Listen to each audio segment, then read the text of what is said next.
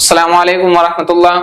देखिए हम आपको वो करा चुके हैं, पहला जो टॉपिक है जैसे जबान का तारुफ है, तस्सीह इम्ला और मानी अल्फाज। मानी अल्फाज का जो आपका टॉपिक है ना, मानी अल्फाज का टॉपिक ऐसा है नहीं कि जिसको बोर्ड पर पढ़ाया जाए समझाया जाए, क्योंकि उसमें हर चीज याद करने की होगी। छोटे छोटे वर्ड है, वर्ड के आपको माने याद रखने हैं, और वो जो माने जितने भी हैं पहले जो आ चुके हैं एग्जाम के अंदर जितने भी आए हैं वो सारे वर्ड मीनिंग मानी अल्फाज में हमने आपको दे दिए। आप कंटेंट में जाइए, कंटेंट में जाके आपको पीडीएफ फाइल उसकी मिल जाएगी। ठीक है, उसमें जितने वर्ड मीनिंग है वो सारे वर्ड मीनिंग आप घोट के पी लो। ठीक है, उनमें से कोई क्वेश्चन या कोई भी वर्ड मीनिंग बाहर जाने का नहीं है। ठीक है, ये देखिए थोड़ा मिस्टेक हो गया था यहाँ पर, जब प्रिंटिंग हमने की थी तो वहां हमने नाविल और बेवा लिख दिया मुंशी प्रेमचंद, चूंकि फर्स्ट ग्रेड का भी चूंकि बनाया था ना, तो फर्स्ट ग्रेड वाले हिसाब से मुंशी प्रेमचंद फर्स्ट ग्रेड में भी है, सेकंड ग्रेड में भी है, और आपको हाई लेवल से पढ़ाए जो फर्स्ट ग्रेड में मुंशी प्रेमचंद की जो सामान्य हयात दी है वो आपको भी दी है। पहले हम सबक नादान दोस्त जब पढ़ रहे हैं, पहले हम सबक नादान दोस्त से पढ़ने से पहले मुंशी प्रेमचंद जी जो है, मुंशी प्रेमचंद की सवाने हयात पढ़ेंगे, मुंशी प्रेमचंद के अफसाने हैं, नाविल हैं, ठीक है, जो उन्होंने रिसाले वगैरह जारी किए हैं, कब किए हैं, कैसे कैसे हैं, वो सब उनके बारे में पढ़ेंगे, उनकी वफात तक। मुंशी प्रेमचंद की वफात करने के बाद नादान दोस्त को पढ़ेंगे। ठीक है, तो वो ऐसे होगी ना, मुद्दतें गुजर गई इंतजार करते करते, आंखें पथरा गई तेरे इंतजार में। तो अब ये चल रहे हैं। ठीक है, अब से स्टार्ट अपना लिटरेचर का टॉपिक कंप्लीट होगा आखिर तक। ठीक है, इंशाल्लाह दी एंड होगा किसका, सिलेबस का, लेकिन दी एंड नहीं होगा किसका, नौकरी का। नौकरी इंशाल्लाह आपको 100% कंफर्म मिलेगी इंशाल्लाह। आपके 300 नंबर कंफर्म है उर्दू के अंदर, आप बाकी फर्स्ट पेपर में 200 नंबर पकाइए अपने। ठीक है, यहां से निश्चिंत रहिए। ठीक है, आइए देखिए मुंशी प्रेमचंद जी के बारे में। मुंशी प्रेमचंद की पैदाइश कब हुई थी, 1880 में। 31 जुलाई सन 1880 को मुंशी प्रेमचंद बनारस के करीब एक गांव लुम्ही में पैदा हुए थे। कहां, बनारस के करीब एक गांव लुम्ही में पैदा हुए। मुंशी प्रेमचंद के वालिद का नाम था अजाइब लाल। क्या नाम था इनका वालिद का, अजाइब लाल नाम था, और इनकी वालिदा का नाम था आनंदी देवी। मुंशी प्रेमचंद का असल नाम पूछे जाए तो मुंशी प्रेमचंद का असल नाम था धनपत राय। क्या था, धनपत राय। मुंशी प्रेमचंद ने इब्तदाई दौर के अफसाने किस नाम से लिखे थे, नवाब राय के नाम से। अगर क्वेश्चन यूं आए कि मुंशी प्रेमचंद ने इब्तदाई दौर के अफसाना किस नाम से लिखे थे, वो नवाब राय के नाम से लिखे थे। ठीक है, तो वो इसका क्या नाम था, कलमी नाम था। क्या नाम था, कलमी नाम, यानी एक लेखक का कलमी नाम होता है। ठीक है, हर एक अपना नाम रखता है। मुंशी प्रेमचंद ने क्वींस कॉलेज बनारस से 9वीं जमात सन 1896 में पास। कब, 1896 में, किससे, क्वींस कॉलेज बनारस से। आगे देखिए मुंशी प्रेमचंद ने मैट्रिक का इम्तिहान सन 1898 में बनारस के करीब करीब चुनारगढ़ से पास किया था। कब, 1898 में मैट्रिक का इम्तिहान। आगे देखिए मुंशी प्रेमचंद ने 1899 में एक प्राइमरी स्कूल में 18 रुपए माहवार पर असिस्टेंट मास्टर मुकर्रर हुए थे 1899 में। लेकिन देखिए आगे मुंशी प्रेमचंद का उस्ताद की हैसियत से सन 1900 ईस्वी में बहराइच के एक जिला स्कूल में तकर्रुर हुआ था। सन 1900 में इनका तकर्रुर हुआ था बहराइच के एक जिला स्कूल में। ठीक है, अगर क्वेश्चन की अदबी जिंदगी के मुतालिक है कि मुंशी प्रेमचंद की अदबी जिंदगी का आगाज कब हुआ, तो वो सन 1901 में हुआ था कि मुंशी प्रेमचंद की अदबी जिंदगी ने साहित्य के क्षेत्र में जो इन्होंने लिखना स्टार्ट किया था, लिखना शुरू किया था। ठीक है, तो वो 1901 का जमाना है। उसके बाद देखिए मुंशी प्रेमचंद ने सन 1902 ईस्वी में तदरीस की बाकायदा तरबियत हासिल करने के लिए इलाहाबाद के ट्रेनिंग कॉलेज में दाखिला लिया। यानी ट्रेनिंग कॉलेज जो बीएड का कॉलेज होता है उसमें दाखिला लिया था। कब, सन 1902 में। तदरीस यानी शिक्षण की एक बाकायदा क्या बोलते हैं उसको, ट्रेनिंग लेने के लिए एक खास उसका मादा पैदा हो जाए। जैसे आप और हम जब बीएड कर लेते हैं तो टीचिंग स्किल्स हमारे अंदर पैदा हो जाती है, किस तरह पढ़ाया जाए, किस तरह बच्चों को मोटिवेट किया जाए कि वो आपके शिक्षण से प्रभावित हो सके। ठीक है, दूसरों को प्रभावित करना, दूसरों को अपनी ओर अट्रैक्ट करना, ये भी एक टीचिंग की कला होती है। वरना कई बार ऐसा होता है आपके अंदर ज्ञान बहुत है लेकिन उसको निकालने का एक हुनर नहीं है आपके अंदर, वो भी एक मेन चीज होती है टीचर के अंदर। ठीक है, देखिए 1905 में बिजनौर के जिला स्कूल में, ये आपको सब डिटेल से दिया है, जैसे 1896, 98, 99, 1901, 2, 5, 20 सब सीरियल से, ताकि आपको याद करने में आसानी हो। इसकी सारी पीडीएफ फाइल आपको कंटेंट में जाके मिल जाएगी। ठीक है, कंटेंट में आप देखिए, अपने नोट्स तैयार कीजिए, इंपॉर्टेंट। इससे बाहर मुंशी प्रेमचंद से कोई भी क्वेश्चन आएगा तो इससे बाहर 100% गारंटी के साथ कहते हैं एक भी क्वेश्चन नहीं जाएगा। मुंशी प्रेमचंद के सवाने हयात से या उनके लिखे हुई किसी भी चीज से कोई भी क्वेश्चन आपसे पूछा जाए। आगे देखिए 1920 में सरकारी नौकरी छोड़कर तसनीफ व तालीफ की ही माश का जरिया बनाया। इन्होंने तसनीफ व तालीफ को किसका जरिया बनाया था? माश का, रोजी रोटी का। क्या छोड़ा था? सरकारी नौकरी। आगे देखिए मुंशी प्रेमचंद की पहली तसनीफ क्या है? एक ड्रामा थी। जो मुंशी प्रेमचंद की सबसे पहली तसनीफ क्या है? एक ड्रामा, जो उन्होंने तकरीबन 13 साल की उम्र में एक मामू का रोमान के नाम से लिखा, लेकिन शाये ना हुआ। किसके नाम से लिखा था? एक मामू का रोमान।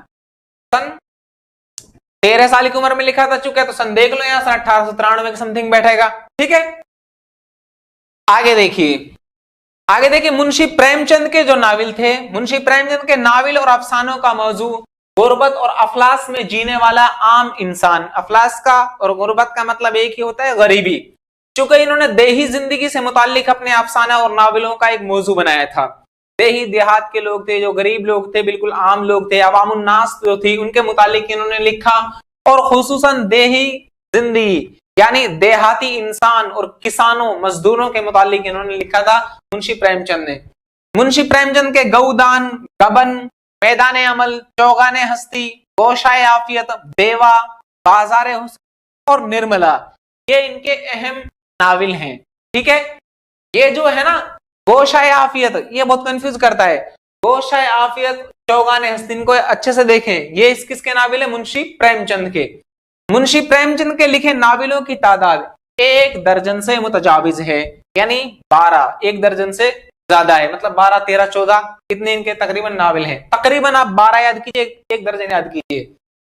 मुंशी प्रेमचंद के इब्तिदाई दौर के मजामीन और एक नावल असरारे माबिद, इनका जो इब्तिदाई दौर के मजामीन थे और एक नावल था, क्या नाम था उसका? असरारे माबिद। बनारस के हफ्तावारी अखबार आवाजे खल्क, सॉरी किसमें? आवाजे खल्क में शाये हुआ। किसमें शाये हुआ था? आवाजे खल्क में। कौन सा नावल? असरारे माबिद। मुंशी प्रेमचंद का पहला नावल असरारे माबिद, पहला नावल कौन सा है? असरारे माबिद है, जो अखबार आवाजे खल्क में अक्टूबर 1903 से फरवरी 1905 तक किस्तवार शाये हुआ। कब? अक्टूबर 19 से फरवरी 1905 तक किस्तवार शाये हुआ था। किस अखबार में? आवाजे खल्क में। कौन सा नावल? पहला नावल असरारे माबिद। आगे देखिए नावल असरारे माबिद पर मुसन्निफ का नाम धनपत राय उर्फ नवाब राय इलाहाबादी लिखा हुआ था। क्वेश्चन ये भी बन सकता है मुंशी प्रेमचंद के पहले नावल असरारे माबिद पर क्या लिखा हुआ था? मुसन्निफ का नाम धनपत राय उर्फ नवाब राय इलाहाबादी या धनपत राय उर्फ नवाब राय इलाहाबादी मुंशी प्रेमचंद के किस नावल या अफसाने पे लिखा हुआ था? तो असरारे माबिद। ठीक है, आपके स्टैंडर्ड के लिहाज से अच्छा क्वेश्चन है। मुंशी प्रेमचंद का दूसरा नावल कौन सा था? हम खुरमा व हम सवाब, जो रिसाला जमाना कानपुर में 1906 में मुंशी दया नारायण निगम ने शाये किया था। दूसरा नावल कौन सा था? हम खुरमा व हम सवाब। मुंशी प्रेमचंद की तन चंद तसानीफ 1910 ईस्वी तक नवाब राय के नाम से शाये हुई। मुंशी प्रेमचंद की नवाब राय के नाम से चंद तसानीफ कब तक शाये हुई? 1910 तक। मुंशी प्रेमचंद का आखिरी नावल कौन सा है? गौदान, जो 1936 में शाये हुआ। कब शाये हुआ था? 1936 में। मुंशी प्रेमचंद ने अपने नावल चौगाने हस्ती को अपना सबसे बेहतरीन नावल करार दिया। क्वेश्चन ये भी बनता है मुंशी प्रेमचंद ने अपने किस नावल को सबसे बेहतरीन नावल करार दिया? तो चौगाने हस्ती। आगे देखिए मुंशी प्रेमचंद ने अपनी आप बीती कर्म भूमि के जरिए बद सुनाई। इनका एक नावल है कर्म भूमि, किसका? मुंशी प्रेमचंद का। उस कर्म भूमि के जरिए इन्होंने अपनी आप बीती लोगों को सुनाई थी। मुंशी प्रेमचंद ने कौन सा रिसाला जारी किया? रिसाला हंस जारी किया था। मुंशी प्रेमचंद जी की आदम ताउन तहरीक से वाबस्ता थे। किसकी तहरीक थी वो? महात्मा गांधी जी की। यानी मुंशी प्रेमचंद महात्मा गांधी जी की तहरीक आदम ताउन मतलब असहयोग आंदोलन, इससे क्या है ये वाबस्ता थे, जो 8 अगस्त 1942 को शुरू हुई थी।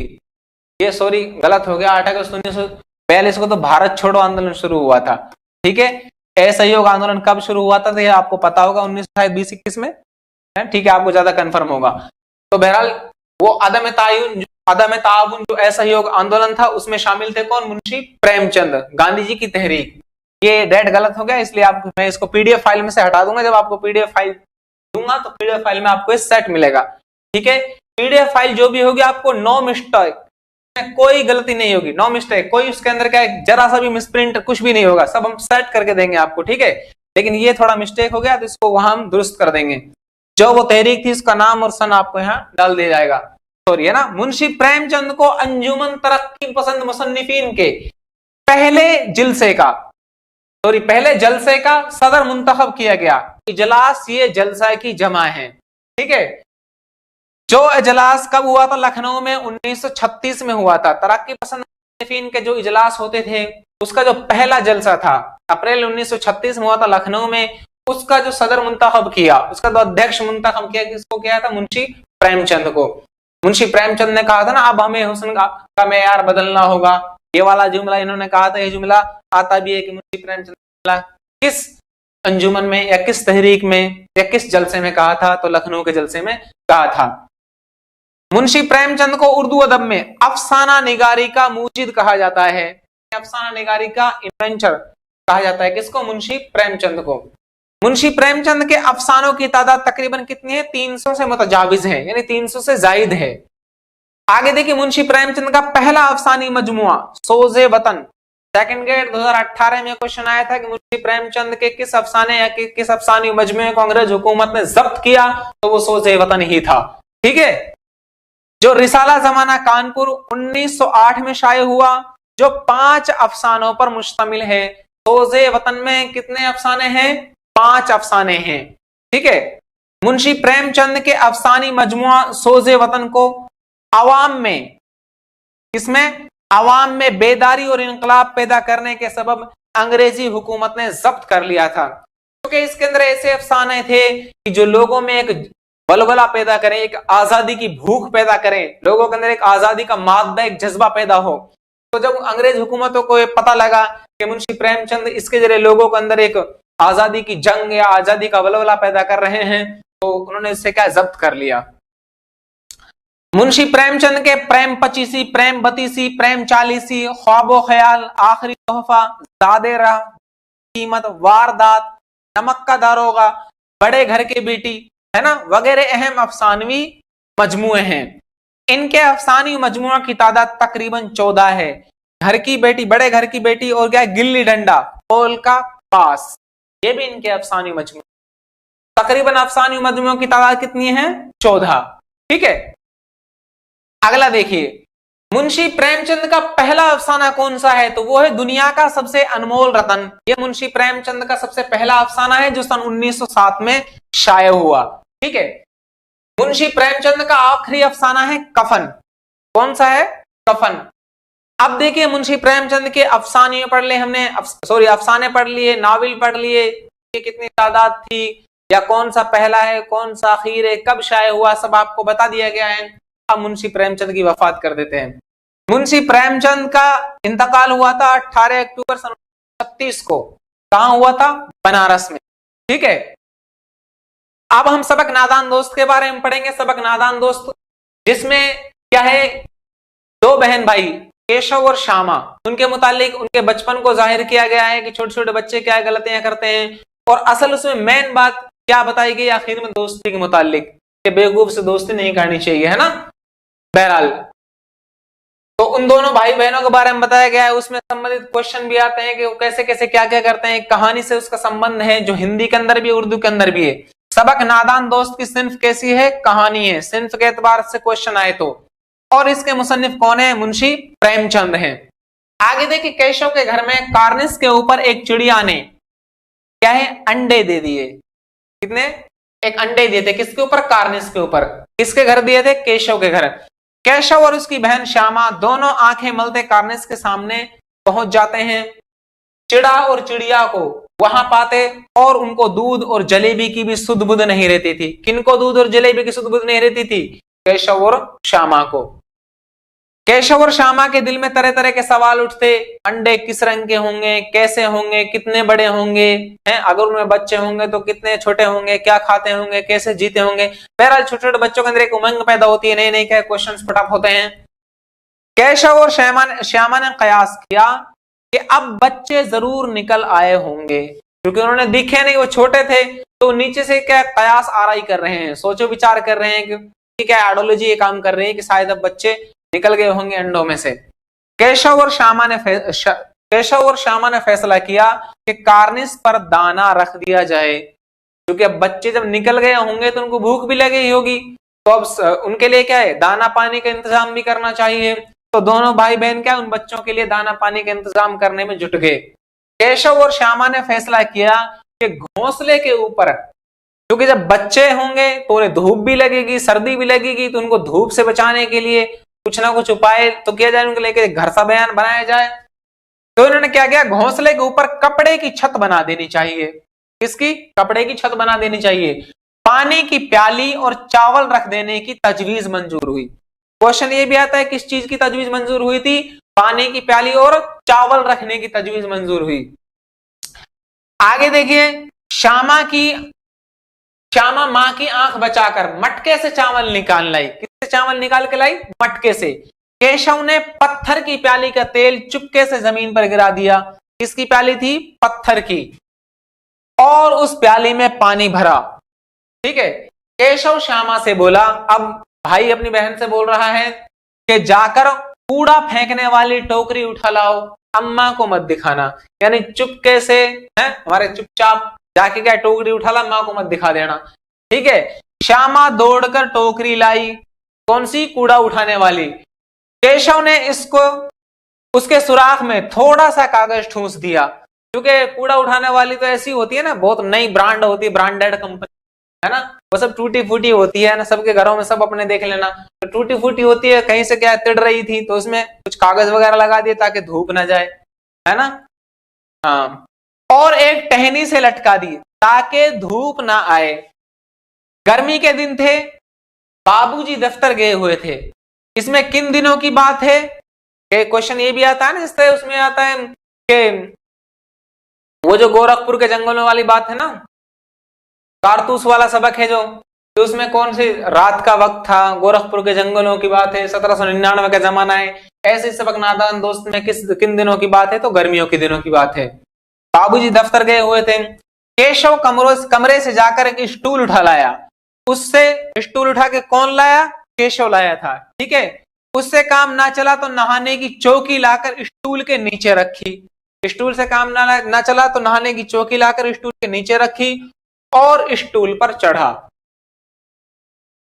श्यामा दोनों हाथों से स्टूल पकड़ी हुई थी, क्योंकि बहन होती है, वो भाई की वजह से वैसे भी क्या डर रही थी, तो उसने क्या है दोनों हाथों से चुपचाप बेचारी नीचे खड़ी हुई थी और पकड़ के कभी भाई गिर ना जाए। वैसे तो गुस्सा भी आ रहा था, वो भी पहले देखना चाहती थी, है ना।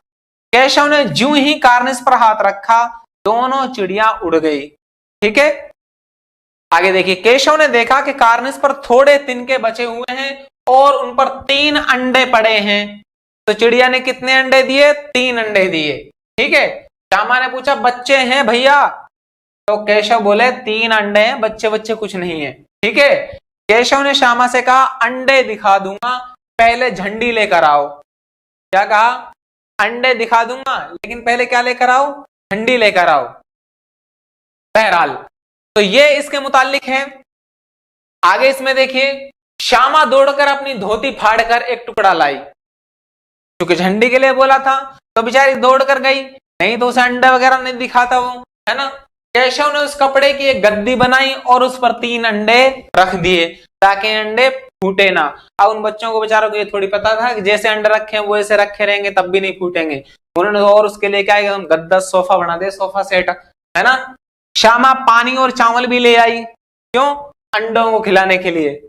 उसे क्या पता ऊपर बच्चे हैं नहीं, वो तो पानी और चावल वगैरह भी ले आई कि अंडा वगैरह, हालांकि उसमें बच्चे थे ही नहीं, है ना, और अंडा का भी कुछ खाता नहीं।